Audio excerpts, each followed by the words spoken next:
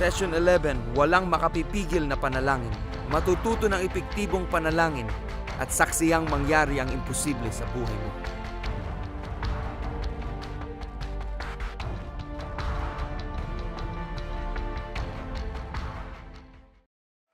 Welcome sa walang makapipigil. Tayo ay merong hindi nagpapapigil na karanasan. Nasa session 11 na tayo at ang material na talakayin natin ay mula sa Kabanata 15. Ang pamagat nito ay walang makapipigil na panalangin. Maupo na kayo at tatalakayin na natin to. Ang ating talakayin ay walang makapipigil ay di kumpleto kung di natin dadaanan ang ating pakipag-usap sa Diyos. Paano ba tayo lalapit at magpipetisyon sa Kanya? Dapat ba tayong lumapit na kimit, nahihiya? Dapat ba tayong lumapit na nanginginig? Dapat bang mga malalaking bagay lang ang ating hingin na may dugtong na sana lang upang di tayo malungkot pag walang tugon? Aasa ba tayo na kaunti, katamtaman o malaking porsyento ng ating dalangin ang nasasagot? Alam kong medyo katawa-tawa ang mga ganitong tanong, ngunit matapos ang ilang taong paglalakbay at pagdalo sa maraming prayer meetings, dapat tong masagot. Ako ay nakadalo na sa maraming prayer meetings at ang mga ito ay napakakaraniwan. Walang lakas ng paniniwala o kasidihan sa mga pagsusumamo. Saksi ako sa mga ilang prayer meetings kung saan palakad-lakad lang ang mga tao habang tumutugtog ang kanilang iPad, samantalang dapat ay nananalangin kami. Lagi kong naiisip na kung sa palagay ba nila'y dahil dumadalos sila'y sasagutin na ng Diyos ang kanilang panalangin? Maraming beses nang kumirot ang puso ko na makarinig ng mga pinunong manalangin ng mababaw at ditiyak na panalangin. Dumaan sa isip ko ito. Kung siya'y pupunta sa opisina ng mayor o gobernador para kausapin ito, sa nakita kong paraan ng pakikipag-usap niya sa Panginoon, alam mong sasabihin sa kanya ng kakausapin, "Anong pakay mo dito? Sinasayang mo ang oras ko. Umalis ka na."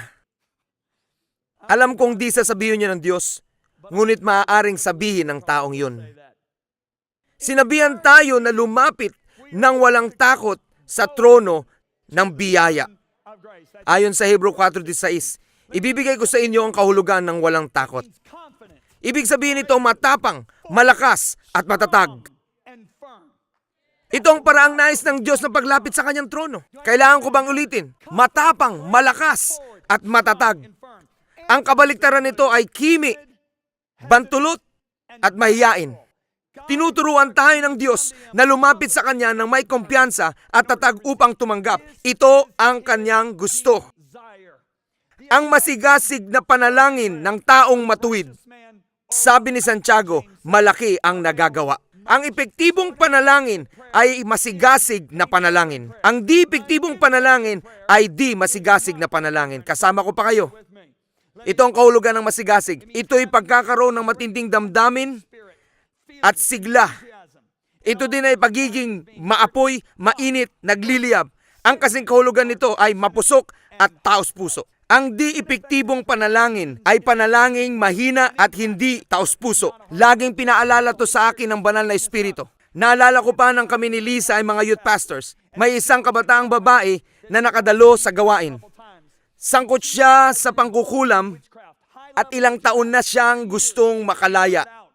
Naalala ko nang pumunta siya sa bahay at nagsabing, gusto ko nang makalaya, gusto ko makilala si Jesus. Nanalangin kami ng misis ko, kinausap namin ang diablo at pinalayas ito mula sa kanya. Umalis ang diablo. Matapos mapalaya ang babae, sabi niya, alam ba ninyo, ilang simbahan na ang pinuntahan ko, ilang elders na ang nagpato ng kamay sa ulo ko, nagpahid ng langis at nagsabi, ngayon, diablo, inuutusan kita sa ngalan ni Jesus na umalis sa babaeng ito. Dugtong niya, narinig ko ang diablo sa loob ko na tinatawanan sila. Ngunit nang ikaw at ang misis mo ang nanalangin, nangusap ka ng may otoridad. Kasama ko pa kayo. Ang di-epektibong panalangin ay panalangin mahina at hindi taos-puso. Nagbigay pa si Santiago ng halimbawa mula sa lumang tipan. Sabi sa Santiago 5:17-18, si Elias na mataimtim na nanalangin na huwag umulan sa loob ng 3 taon at 6 na buwan, hindi nga umulan. Mula siyang nanalangin at bumagsak ang ulan at namunga ang mga halaman. Mataimtim na nanalangin si Elias at nakaranas siya ng di karaniwan at mahimalang mga resulta. Ang salitang mataimtim ay kasing kahulugan ng masigasig. Mataimtim siyang nanalangin. Ito ang kahulugan ng mataimtim. Ibig sabihin nito seryoso sa intensyon, layunin at pagsisikap. Ibig sabihin nito buong tapat na maging masigasig. Hinahanap ng Diyos ang taus-pusong sigasig pag lumapit tayong dala ang ating mga pakiusap. Walang naisulat na nanalangin si Elias na tumigil ang ulan, subalit may sinabi ang Biblia kung kailan siya nanalangin upang magsimula ang ulan. Sa unang hari 18:42, makikitang si Elias ay umakyat sa tuktok ng bundok ng Carmelo. Yumukod siya sa lupa at inilagay ang kanyang muka sa pagitan ng kanyang tuhod. Nakikita kong umaakyat doon si Elias at inilagay ang ulo sa pagitan ng kanyang tuhod. Umaaring umuugoy ng ganito na pareho din ang posisyon ng ulo. Umuugoy ng buong sidhi, umiiyak sa Diyos na magdala ng ulan matapos ang 3 taon at 6 na buwang tagtuyot. Matapos siyang manalangin at sabihan sa utusan, umakyat ka sa tuktok ng bundok at tumingin sa kanluran, tingnan mo kung may nakikita ka. Aakyat ang utusan sa bundok Carmelo, titingin sa Mediteraneo, kung saan sa nakalipas na panahon ay nagmumula ang ulan mula sa kanluran at wala tong makikita. Babalik ito pababa at sasabihin, wala po kahit ano. Sa puntong ito, maraming tao ang panghihinaan ng loob. Nananalangin sila ng buong sidhi. Humingi sila sa Diyos ng ulan. Naisip nila siguro ayaw ng Diyos na umulan. Siguro gusto lang ng Diyos na magdusa pa ng konti ang mundo. Siguro dahil sa Haring Ahab ay sobrang sama pa rin. Hindi si Elias. Muli siyang yuyukod at mananalangin ng buong sigasig sa Diyos na magdala ng ulan. At muli niyang sasabihin sa utusan, umakyat ka at magsiyasat. Ang utusan ay muling aakyat upang magsiyasat. Bababa uli siya at sasabihin, boss, wala pa rin. Karamihan ng mga tao dito ay susukan at pag ganito. May sasabihin silang teolikal na dahilan kung bakit hindi nagpadala ang Diyos ng ulan. Hindi si Elias.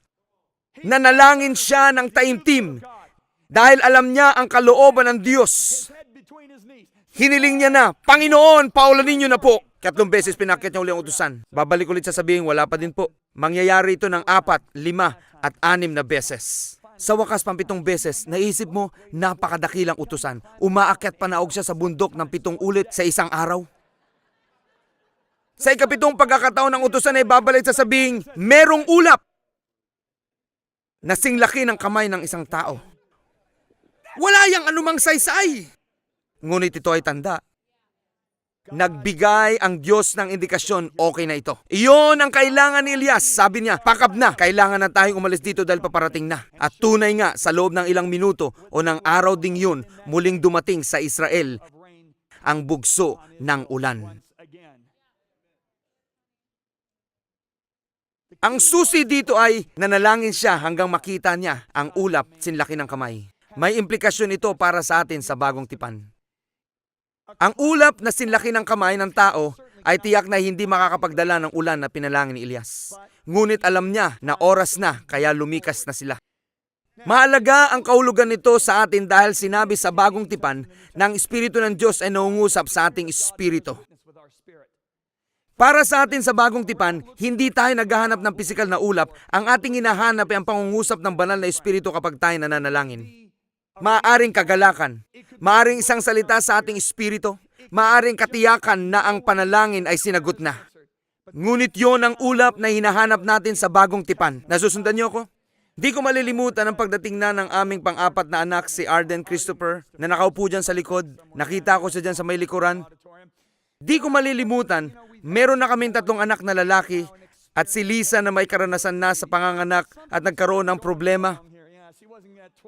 Malapit na siyang manganak noon. Tila may di tamang nangyayari. Bilang ina na kabisado ang kanyang anak, ramdam niya na may maling nangyayari sa loob ng kanyang sinapupunan. Ramdam niya si Arden na sumisipa at kumikilos kaya alam niya na may hindi magandang nangyayari sa kanya. Tinawagan niya ang aming doktor. Biyernes ng gabi noon at sinabi niya merong hindi tama, seryoso to. Ang doktor na yon ay mananampalataya. Sabi niya, pumunta ka na dito bukas ng umaga at i-induce na nating humilab ang tiyan mo. Naalala ko nung Sabado ng umaga, nag-impake na kami at dumiretso sa ospital. Napakagaling ng doktor namin, pumasok siya at pinaputok ang patubigan ni Lisa at sinabi niya, lumabas kayo at maglibot muna. Maganda ang paligid ng ospital, maglakad-lakad lang muna kayo at antayin nating mga ilang sandali. Lalabas na ang baby, wala kayong dapat ipag-alala. Kaya kami ni Lisa ay lumabas, nagsimula kaming maglibot sa paligid ng ospital, kami ay nag-enjoy sa pagpalibot habang nag-uusap, darating na ang baby. Ngunit buong umaga na kami naglalakad, wala pa rin. Tanghali na, ganun pa rin, pagod na kami sa kalalakad.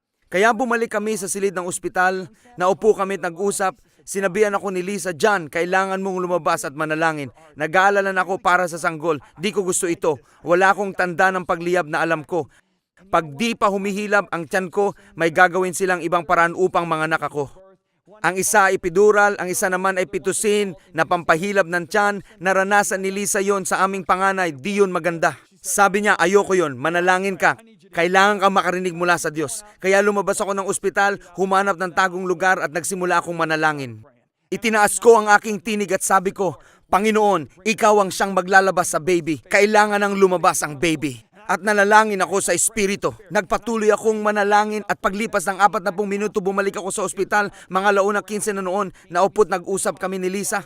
Tanong niya, ano na? Sagot ko, nanalangin ako. Nang 2:00 na, muli siyang nakiusap. Alam mo, honey, pwede bang lumabas ka uli at manalangin? Talagang nag-aalala ako sa ating baby. Sagot ko, sige, lalabas uli ako at mananalangin. Lumabas ako at bumalik sa lugar na yun upang muling manalangin. Bumalik ako sa ospital 4:00 ng hapon. Sabi niya, honey, nag-usap uli kami ng mga 20 minuto tapos sabi niya, kailangan lumabas ka uli at manalangin. Sabi ko, sige, kaya lumabas uli ako at nanalangin. Ng oras na yon, nanalangin ako ng masidhi at bumaba ang presensya ng Diyos. Nadama ko ang presensya ng Diyos. Nangusap ang banal na Espiritu sa aking espiritu. Sabi niya, ang anak mo ay papanganak sa araw na to.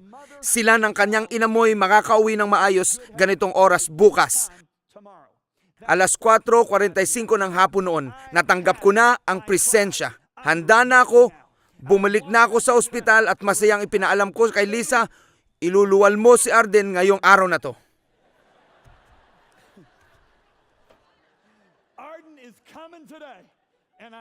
Pareho kayo makakauwi bukas na nasa mabuting kalagayan. Napakasaya namin, okay na ang lahat. Dumating ang 6:00 at wala pa rin nangyari. Tanong ni Lisa, John, kailangan mo bang manalangin uli? Sagot ko, hindi, ayos na ang lahat. Nangusap na ang Diyos, ayos na.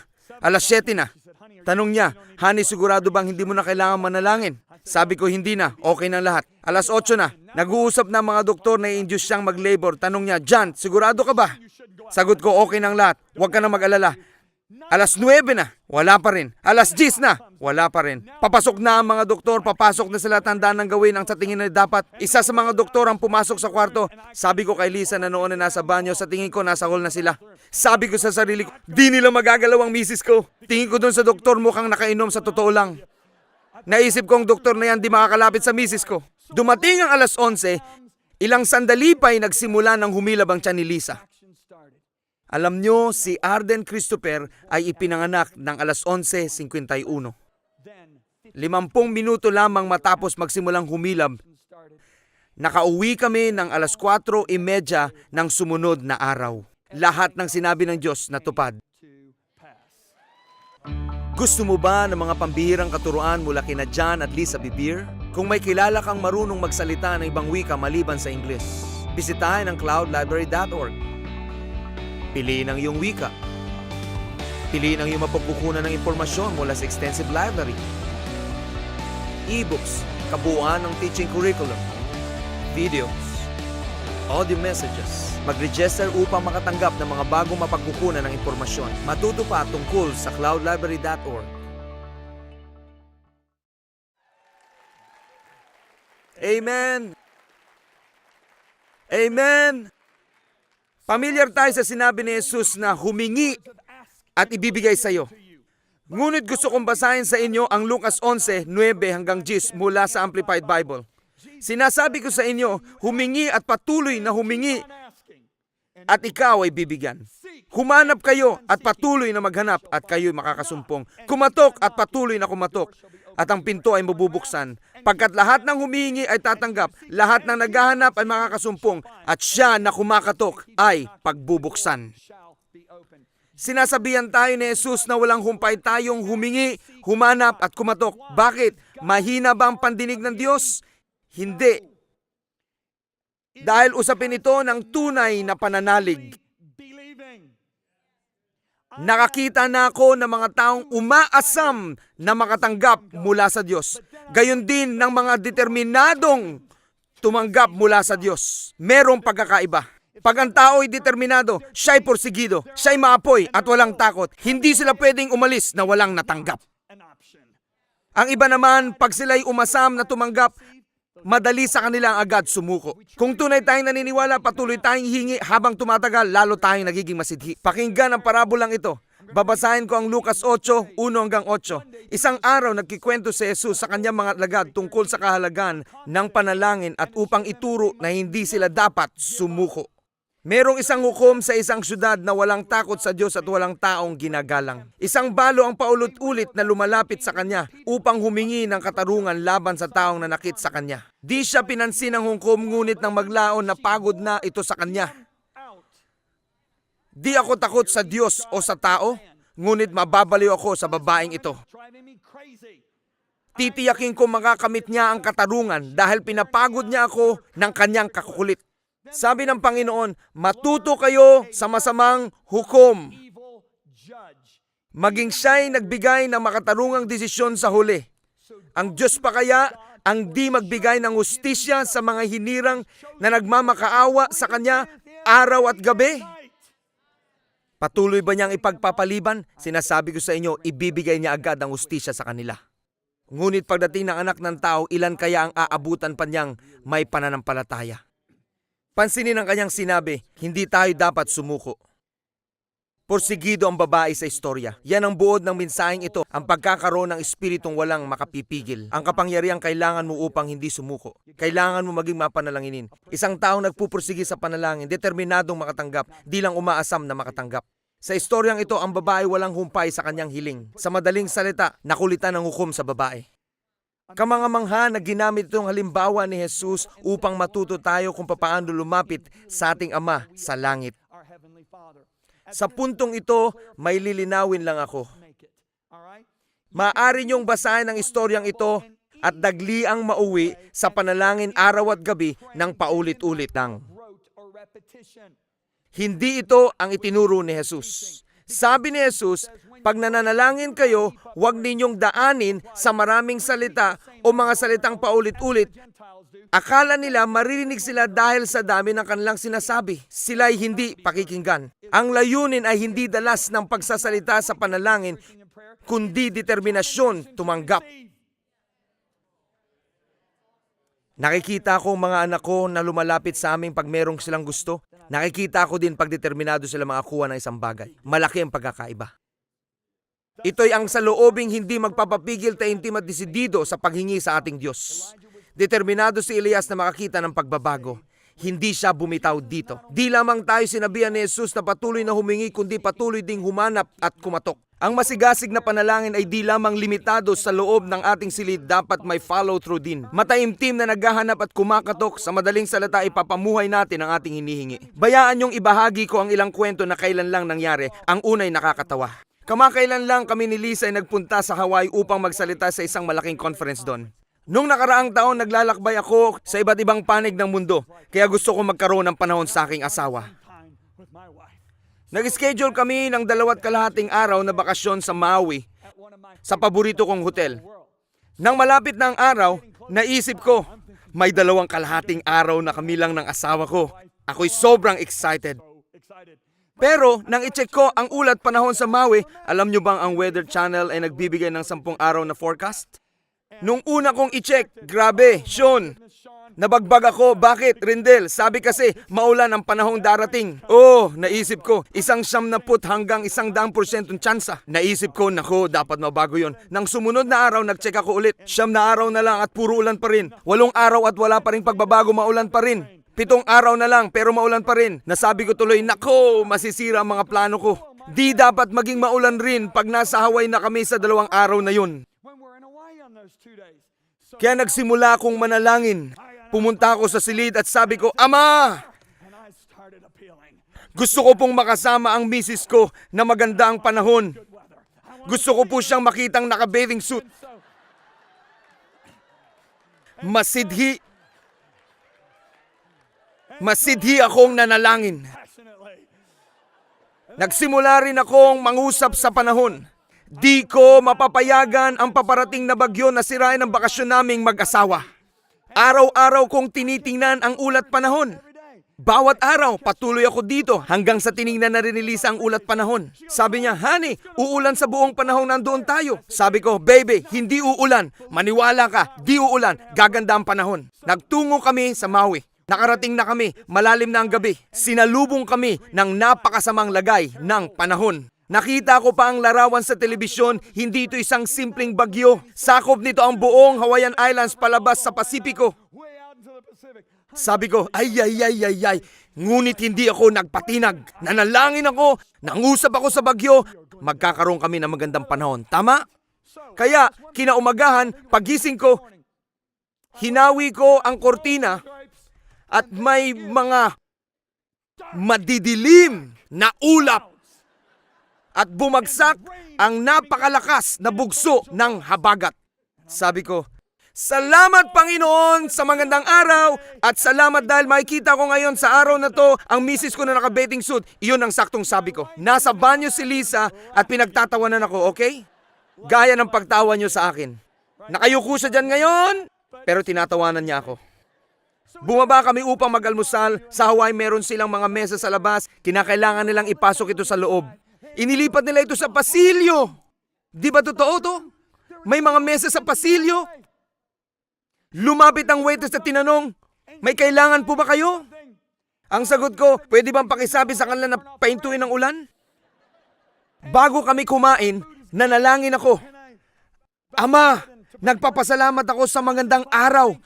At nagpapasalamat ako at mag-i-enjoy kami ng sikat ng araw ngayong araw na to.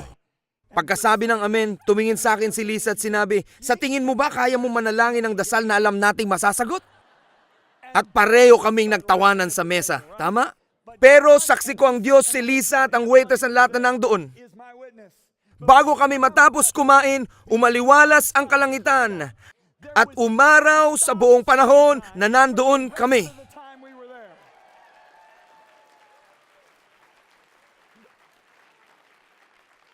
Sumakay kami ng eroplano at lumipad kami ng Oahu. Nasa tuyong bahagi kami ng Oahu, okay? Ikinuwento namin na 2 araw kaming nagbilad sa araw, gulat na gulat sila. Ano? Bumubuhos ang ulan sa buong isla. Katunayan nga, di makakapunta sa dagat dahil inaanod ang mga basura sa dagat, kaya hindi nila pinayagan ang mga taong mag-swimming sa dagat. Literal na binutas ng Diyos ang gitna ng masamang panahon upang makita ko ang misis ko na naka-bathing suit.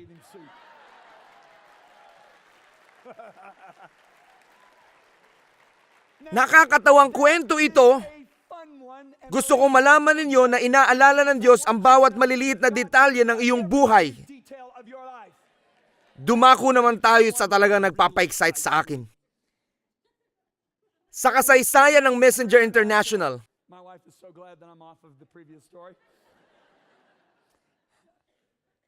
ang aming layunin at nag-aalab na mithiin ay ang mapamigay ang mga librong bigay ng Diyos sa amin ni Lisa.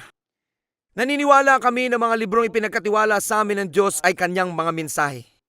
Nakasulat ang pangalan ko sa libro dahil ako ang unang taong nakabasa nito. Yun ang pinaniniwalaan namin. Naniniwala kami na ito'y mga mensahe ng Diyos at kami mga asnong ginamit niya upang sakyan niya. Unawaan niyo ba ang sinasabi ko? Talagang naniniwala kami na mga mensaheng ito'y kanyang prophetic word sa simbahan sa buong mundo. Kaya meron kaming layunin na mas maraming libro ang maipamigay kaysa librong maibenta namin. Milyong kopya ng mga libro ang naibenta ng mga publisher at medyo nahuhuli pa kami dahil ang aming ministeryo nakapamigay lamang ng 250,000 libro sa mga pastor. Buwan ng Enero na nagplano kami ng mga pinuno ng ministeryo, tinanong ko sila, ilang mga libro na ang ipinamigay natin noong isang taon? Nadismaya ako nang malaman kong 33,000 libro lamang ang naipamigay sa mga pastor at pinuno ng mga saradong bansa. Sabi ko, hindi maganda yon. Sabi ko, kailangan nating pagbutihin. Meron kaming isang bagong tao na dating nagtatrabaho sa isang malaking ministeryo. Maganda ang koneksyon niya sa publishing. Isa siya sa nakilala kong may pinakamalawak na koneksyon sa buong mundo sa pagpapakalat ng salita ng Diyos. Pinag-usapan namin kung anong dapat naming panampalatayanan sa Diyos. At nasabi ko, alam nyo, maniniwala tayo na makakapagbigay ng 250,000 libro ngayong taon sa mga pastor sa mga nangangailangang bansa. Nanahimik ang buong silid. Isa sa mga pinuno ng aming ministeryo ang nagsalita, John, hindi ko alam kung ito'y mabuting desisyon. Malaking hakbang ang magpaimprenta ng 250,000 libro at ipamigay sa buong mundo. Sabi niya, baka kailangan muna nating simulan ng 100,000 at i-brand natin ang ating mga partners at isama sa ating mga partners sa proyekto bago tayo tumalon sa 201,000. Sabi pa niya, 30,000 lang tayo noong nakaraang taon. Sagot ko, tayo lang ang makakapamigay ng mga librong ito sa mga pastor. Sabi ko pa, hindi kaya ni Joyce Meyer. Yung ibang ministry, gaya ni Billy Graham, di magagawa ito. Tayo lamang pinagkatiwala sa atin ng Diyos ang mga mensaheng ito. Sabi ko, ayokong tingnan ako ni Jesus sa paghuhukom at sabihin, bakit hindi ka naniwala sa akin para sa mas marami? Sabi ko, ayokong tingnan ako ng mga pastor ng mga bansang ito at sasabihin, bakit di ka naniwala sa Diyos upang madala ang mga mensaheng sa amin? At nagsalita ang isang pinuno, ngunit dapat mong maintindihan na malaking pagtalon ito mula sa 33,000 tungo sa 250,000. Nagpabalik-balik kami ng usap. Naging mainit ang aming pulong. Sobrang mainit ang naging pag-uusap. Sa huli, sabi ko, gagawin natin to. Natapos ang meeting na hindi komportable ang lahat. Mainit kasi ito. Tinawagan ko ang isang pinuno at sinabi ko, sorry, naging mainit ako. Sana maunawaan mong hindi iyon tungkol sa iyo, tungkol ito sa nag-aapoy sa puso ko. At naapektuhan siya nun. Naalala kong tinawagan niya ako makalipas ng ilang araw. Sabihin mo nga sa akin kung ito talaga ang nakikita mong gusto ng Diyos na gawin natin. Dahil kung ganon, ibibigay namin lahat ng suporta sa iyo. Sagot ko, alam mo, bigyan mo pa ako ng 24 oras. Paglipas nito, tinawagan ko siya at sinabi, ito talaga ang gagawin natin. Mamimigay tayo ng 250,000 libro ngayong taon. At nagsimula kaming targetin kung saan ipamimigay ang mga libro. Ilan sa mga bansa ay Iran, Turkey, Tajikistan, Lebanon, Egypt, Jordan, Morocco, Sudan, Vietnam, Burma, Khmer, Sierra Leone, Libya, Botswana, Zambia, Cuba. Umabot na ito sa 41 bansa. Mga pastor, mga ito, bawat isa sa kanila, pinag-usapan namin ang Iran, 29,000 libro. Pinag-usapan namin ang China, 45,000 libro. Pinag-usapan namin ang Vietnam dahil pinayagan ng gobyerno ang Bait of Satan na makapasok doon, kaya 10,000 libro ang pinag-imprenta namin. Ngunit ito'y napakalaking hakbang ng pananampalataya, saan manggagaling ang pera? Makalipas ang 2 linggo, habang nagsusulat ako ng libro sa isang hotel sa Florida, tumawag ang opisina. Alam sa opisina na di ako dapat tawagan sa umaga dahil oras ito ng aking pagsusulat. Naisip ko, kakaiba ito. Sasagutin ko ang tawag na to. Sabi ko, hello? At bumubungad ang mga pinunong kausap ko sa meeting noon. Sabi nila, meron lang kaming gustong ibalita sa iyo. Sabi ko, sige. Isang lalaki ang magbibigay ng 300,000 dolyar sa Messenger International upang maipadala ang mga libro sa kamay ng mga pastor.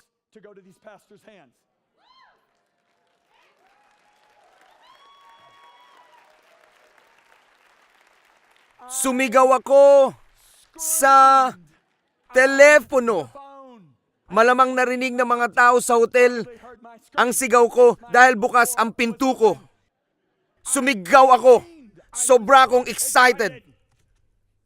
Ang nangyari pala, isang empleyado ng aming ministry ang nagbahagi sa isang businessman mula sa ibang estado tungkol sa aming mithiin. At sinabi ng businessman, gusto ko makibahagi.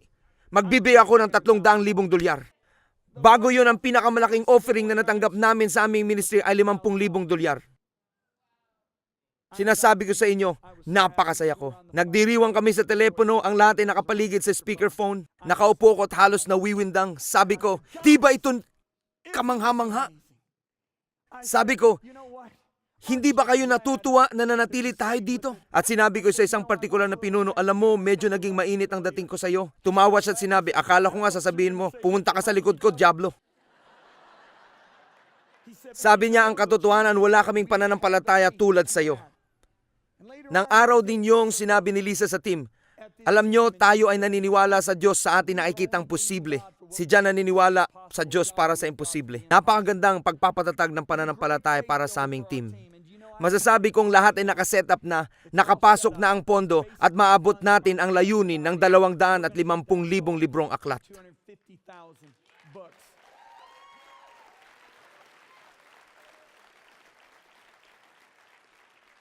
Kagagaling ko lang sa Middle East kung saan nangaral ako sa 2,000 leaders doon, 2 linggo na ang nakaraan. In the Middle East just 2 weeks ago. Exclusive ang pagtitipon para sa mga leaders lamang. Di nila pinapayagang dumalo ang general public sa mga meetings. Mga pastor at leaders lang ang makakadalo. Siniksik nila ang 2,000 tao na galing sa Saudi, Iran, Iraq, Syria. May galing din sa Lebanon, iba't ibang lugar ang kanilang pinanggalingan. Sasabihin ko sa inyo, napakatindi ng amoy nang pumasok ko sa silid ng pagtitipon. Siksikan silang lahat doon. Ngunit wala akong pakialam dahil sobrang kauhawan nila sa Diyos. Katabi ko ang isang luang pastor mula sa Iran. Sinabi nila kung gaano sila natutulungan ng mga librong ito. May pagpapalang ibinigay ang Diyos sa Amerika. At alam nyo ba na pag ang mga bansa ay naglilingkod sa Diyos, dadalhin sila ng Diyos sa kanilang kapalaran. Gaya ng tao. Naunawaan nyo? Pag tiningnan mo ang mga Koreano, walang nakakapanalangin tulad nila. Kilala ang bansang iyon sa panalangin. Lumakad sila sa kanilang kapalaran.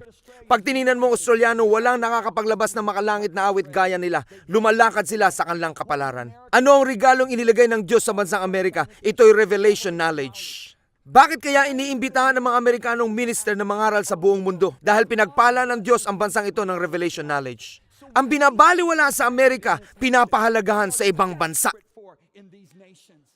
Naisip ko, paano kung hindi ako nagpursige, kung hindi ako nanalangin at di ako kumatok, paano kung di ako nanindigan sa aking mga staff sa silid na yon nung araw na yon? Hindi kami makakatanggap ng check and $300,000.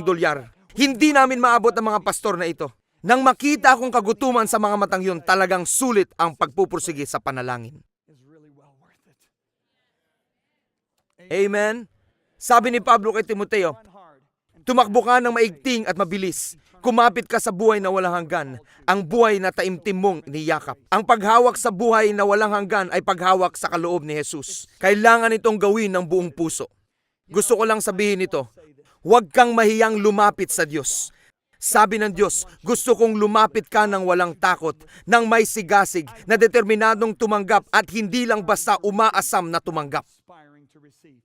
Panalangin ko na bawat sa inyo manalangin ng walang humpay tulad ni Elias hanggang makita ninyo ang gusto ng Diyos para sa inyo. In this earth. Magkita tayo sunod na sesyon.